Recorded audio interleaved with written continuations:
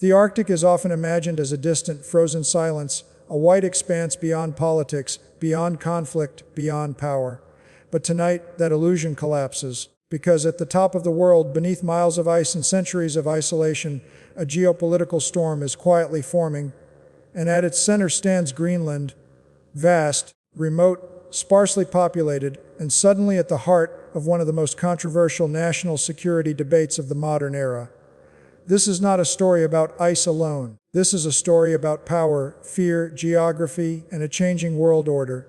In recent statements that stunned allies and reignited global debate, the White House confirmed it is actively discussing a potential offer to buy Greenland. President Donald Trump has insisted that the United States needs the island, not as a luxury, not as a symbol, but as a matter of national security. And strikingly, he has not ruled out the use of military force to secure it. The reaction was immediate. Greenland's leaders rejected the idea outright. Denmark, a NATO ally and the sovereign state under which Greenland operates as a semi-autonomous territory, pushed back firmly. Diplomats expressed concern. Analysts raised alarms. And across Europe, the question spread quickly: why now? Why Greenland? To understand the urgency behind these words, one must first understand the land itself. Greenland is the largest island on Earth that is not a continent. Stretching across approximately 2.2 million square kilometers, it rivals entire nations in size, comparable to Saudi Arabia or the Democratic Republic of Congo. Yet despite its immense scale, it remains one of the most sparsely populated places on the planet. Roughly 56,000 people call it home, most of them indigenous Inuit communities whose history on the island stretches back thousands of years. 80% of Greenland is buried beneath an enormous ice sheet. Entire mountain ranges lie hidden beneath frozen layers that have shaped the island's destiny for millennia. As a result, most of Greenland's population lives along the southwestern coastline, clustered around towns and the capital city, Nuuk, a city where modern governance meets ancient Arctic tradition. For decades, Greenland's economy has relied primarily on fishing. Supported heavily by subsidies from Denmark, it has never been a global economic power, never a political heavyweight. But geography, not population, determines strategic value, and Greenland's location places it in one of the most sensitive corridors on Earth. Situated between North America and the Arctic, Greenland sits directly along potential missile flight paths between rival global powers. In a world where seconds matter and early warning can mean survival, this positioning is not theoretical, it is operational. The island provides a forward vantage point for monitoring activity across the Arctic Ocean, including naval movements and long-range weapons systems. This is not a new realization. During the height of the Cold War, the United States already viewed Greenland as strategically indispensable. Plans were once drafted to station nuclear missiles on the island, a move ultimately abandoned due to engineering challenges and objections from Denmark. But American presence never disappeared. Since World War II, the U.S. has maintained a foothold through what is now known as Pittafik Space Base, formerly Thule Air Base, a critical installation that continues to monitor missile launches and space activity to this day. That base alone tells a story. Greenland has never been irrelevant to American security planning. It has simply been quiet. But quiet does not mean uncontested. In recent years, attention has returned to Greenland with renewed intensity, not just from Washington, but from Moscow and Beijing as well. President Trump has claimed that Greenland is covered with Russian and Chinese ships all over the place, a statement reflecting broader anxieties within U.S. defense circles. Many Republican lawmakers echo this concern, warning that America's strategic advantage in the Arctic is eroding as rival powers expand their reach.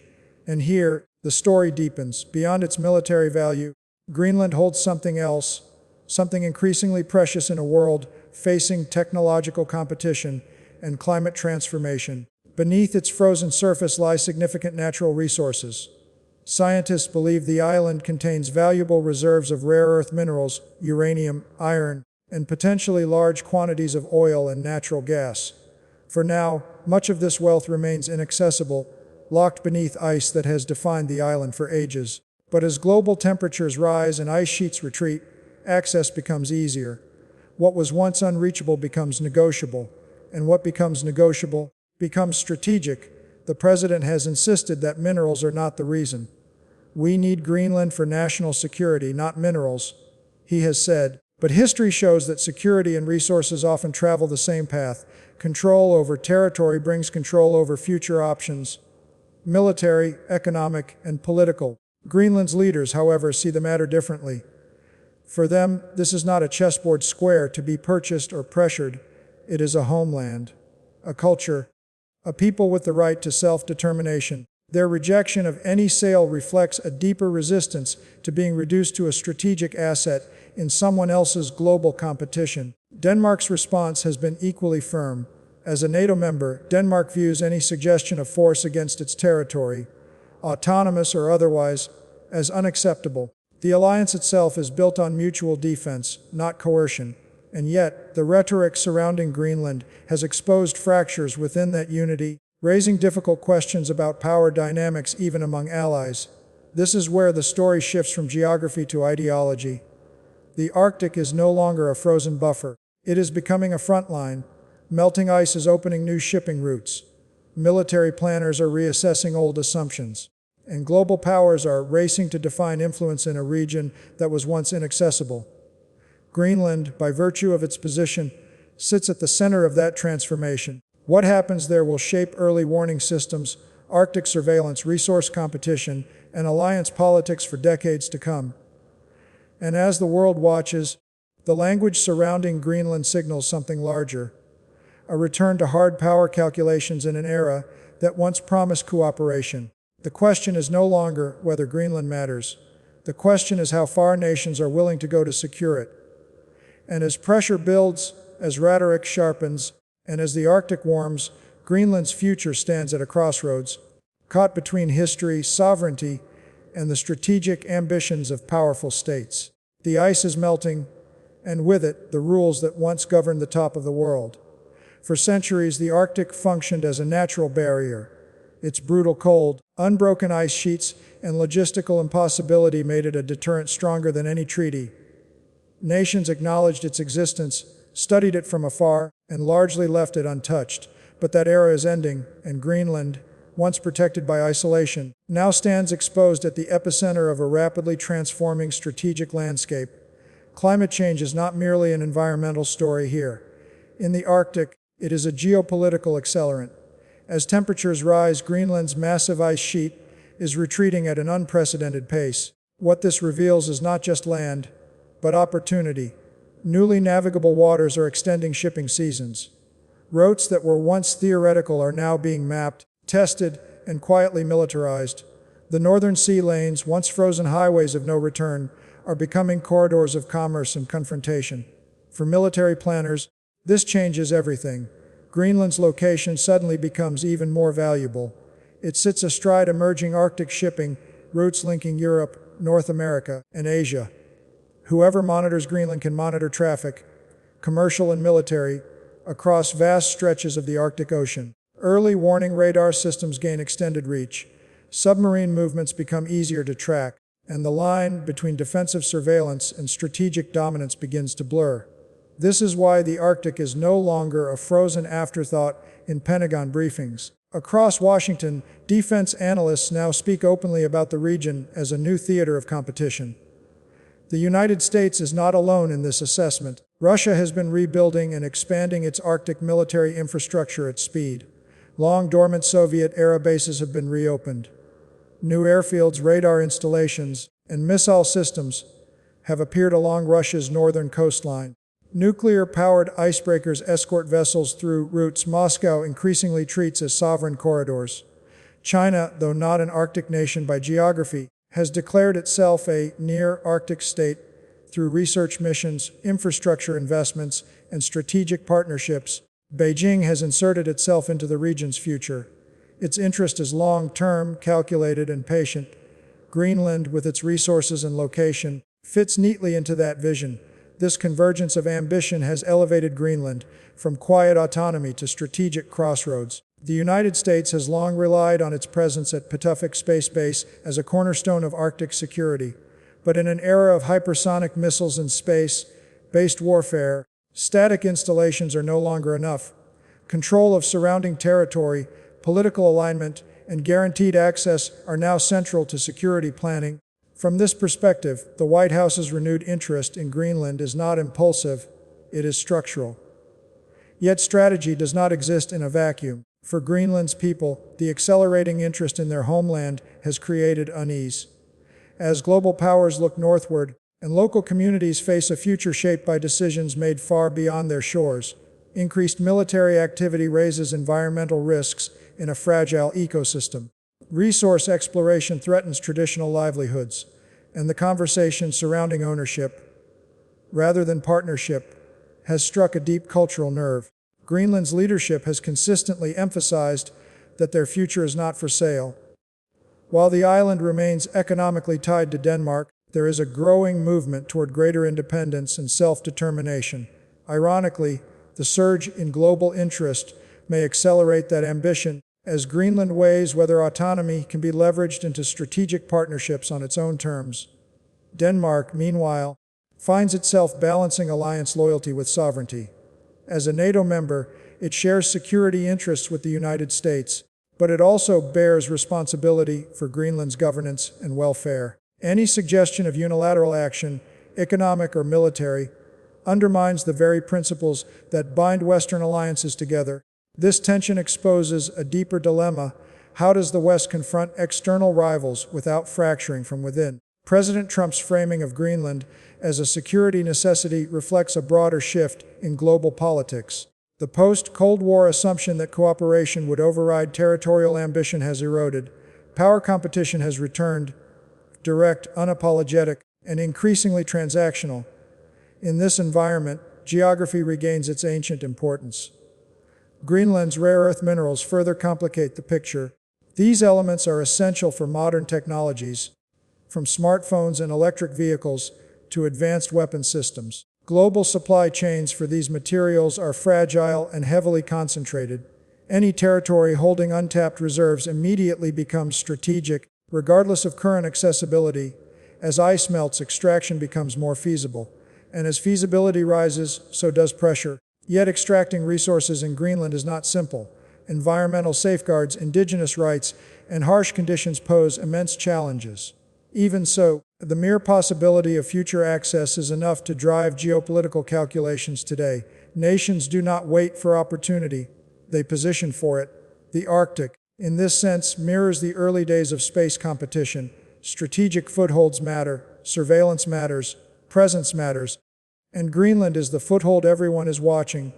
Military exercises in the Arctic have increased in frequency and scale. Surveillance flights have become more common. Satellite coverage has intensified. Each movement is monitored, analyzed, and quietly responded to. The region may look empty on a map, but it is increasingly crowded with invisible lines of influence. This is the environment in which Greenland's fate is being debated, not in isolation, not in peace, but amid a global recalibration of power. What makes this moment uniquely dangerous is the speed of change. Climate transformation is outpacing diplomacy, technology is outpacing law, and strategic competition is outpacing trust. In such conditions, miscalculation becomes more likely, not because of intent, but because of momentum. Greenland, once a distant periphery, now sits at the convergence of these forces. Its future will be shaped by decisions made in Washington, Copenhagen, Moscow, Beijing, and Nuuk. Decisions about defense, development, sovereignty, and survival. Decisions that will ripple far beyond the Arctic Circle. History rarely announces its turning points. More often, it whispers them.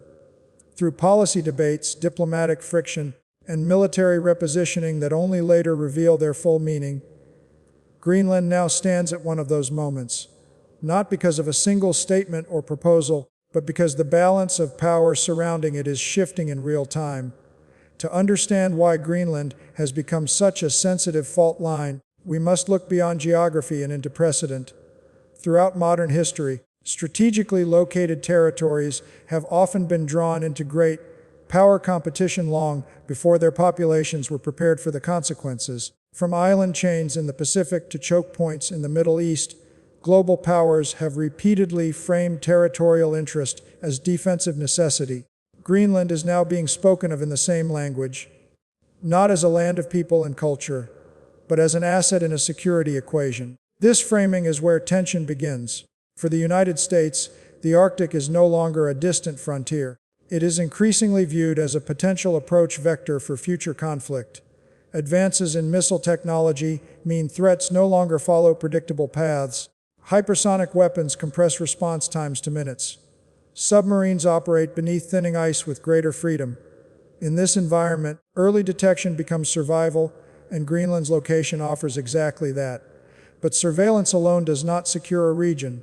Control, influence, and political certainty matter just as much. American strategists understand that access based on goodwill can shift with elections, public opinion, or foreign pressure. Permanent alignment, in contrast, removes ambiguity. This distinction lies at the heart of Washington's concern and explains why rhetoric around Greenland has grown sharper. At the same time, NATO's internal dynamics complicate the picture. Denmark's role as Greenland's governing authority places it in a uniquely sensitive position. On paper, Denmark and the United States share strategic goals. In practice, the question of how far alliance partners can push each other without eroding sovereignty remains unresolved. Any perception that security concerns justify bypassing democratic consent risks weakening the moral foundation NATO relies upon, and adversaries are watching closely. Russia has framed its Arctic expansion as defensive, yet its actions suggest long-term entrenchment. Military bases along its northern coast are no longer symbolic. They are active, supplied, and integrated into broader defense networks. Moscow's message is clear: the Arctic is no longer neutral space. It is contested territory. China's approach is quieter but no less consequential. Beijing does not need military bases in Greenland to exert influence. Investment, research partnerships, and economic leverage serve the same purpose over time. Infrastructure built today for civilian use can shape strategic access tomorrow. This methodical expansion has allowed China to increase its Arctic footprint without triggering immediate confrontation. For Greenland, this creates a dilemma with no easy answers. Economic development is a genuine need. The island's reliance on fishing and Danish subsidies limits long-term autonomy. Infrastructure gaps persist. Young people leave in search of opportunity. External investment offers solutions, but also dependencies. Each partnership carries strategic weight, whether acknowledged or not. Greenlandic leaders must therefore navigate a narrow path, attracting development while preserving control. This challenge becomes even more complex as military considerations intensify. Increased foreign interest inevitably brings surveillance, patrols, and security cooperation. While framed as protection, these measures can alter daily life and environmental stability. In a region already vulnerable to climate change, militarization introduces new risks. Environmental damage in the Arctic is not easily reversed. Fuel spills, construction, and increased shipping traffic threaten ecosystems that sustain indigenous communities. Once disrupted, recovery can take decades, if it happens at all. For Greenland's Inuit population, the land is not a resource to be leveraged, but a foundation of identity and survival. This cultural dimension is often lost in strategic calculations. From afar, Greenland appears vast and empty. In reality, it is deeply inhabited, not by numbers, but by meaning. Every decision imposed without consent reinforces a historical pattern many indigenous communities know too well, being consulted last about their own future. International law offers guidance, but not certainty. Under existing frameworks, Greenland's status as a self-governing territory within the Kingdom of Denmark grants it significant autonomy, yet questions of defense and foreign policy remain intertwined with Copenhagen. This shared authority becomes strained when external pressure mounts. The law may define boundaries, but power tests them, and power today is increasingly impatient.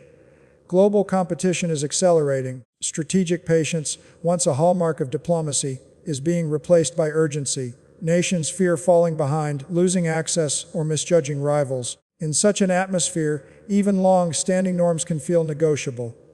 This is the environment shaping discussions about Greenland, not as a marketplace transaction, but as a strategic recalibration, one that forces democracies to confront uncomfortable questions about consent, alliance loyalty, and the limits of security logic. For the United States, asserting influence in Greenland without undermining democratic values is a delicate balance. For Denmark, Maintaining sovereignty while accommodating alliance realities is equally fraught. And for Greenland itself, the challenge is existential: how to define its future before others define it for them. What makes this moment particularly volatile is the absence of a clear framework for Arctic governance at this scale.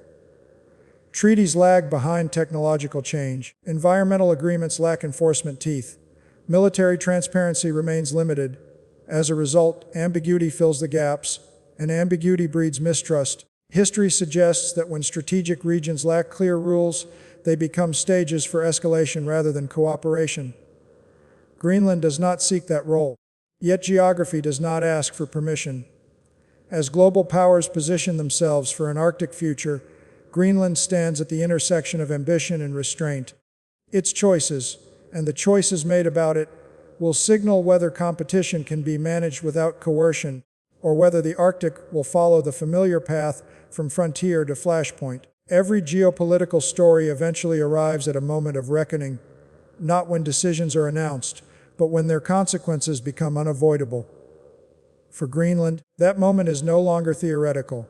It is approaching, shaped by climate change, strategic rivalry, and the accelerating pace of global power competition. The Arctic is warming faster than any other region on Earth.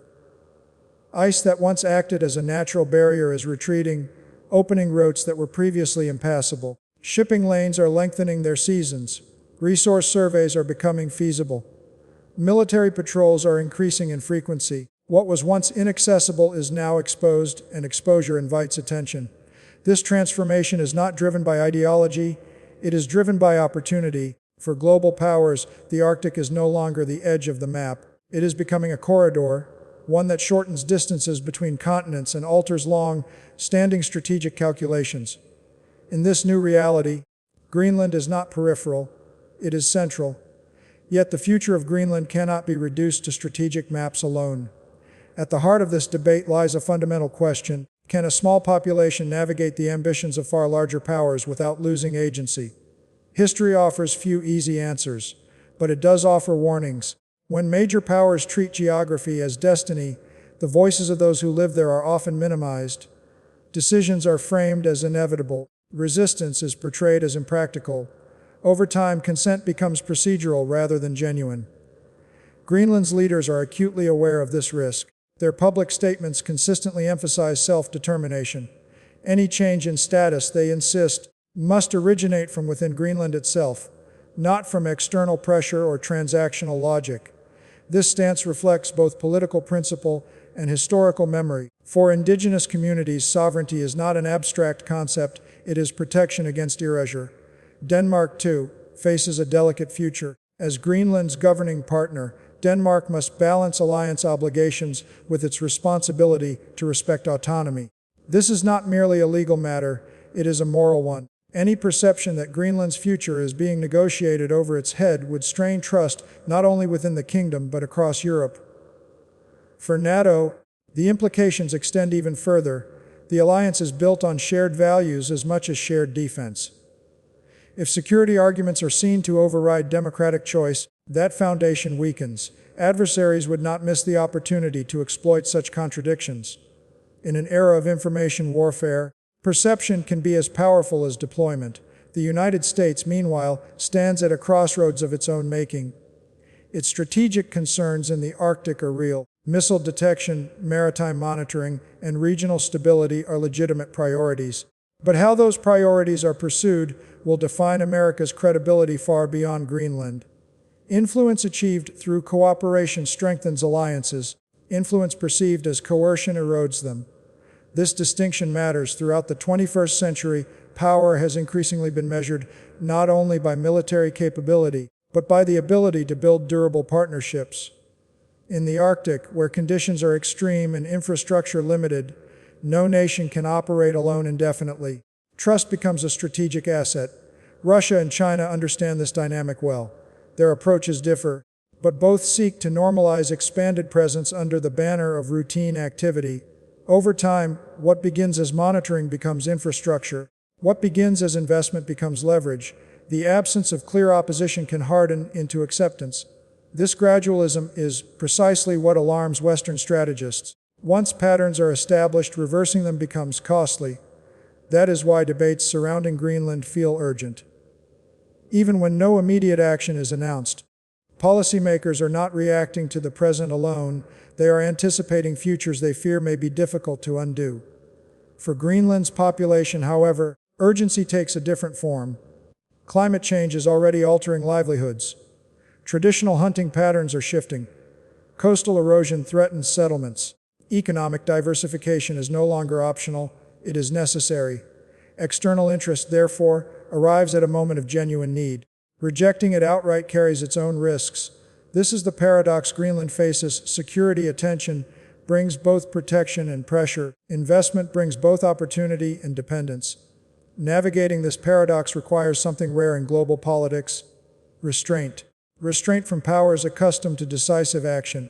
Restraint from narratives that frame the Arctic as a prize rather than a shared responsibility. And restraint from treating the future as a zero-sum contest. Whether such restraint is possible remains uncertain. The coming years will test international norms in ways few anticipated. As ice recedes, rules must advance. Transparency, environmental safeguards, and indigenous consultation will need more than rhetorical support. They will require enforcement mechanisms and political will. Greenland's future will not be decided in a single announcement or negotiation. It will unfold through a series of choices, some public, others subtle. Each will leave a mark.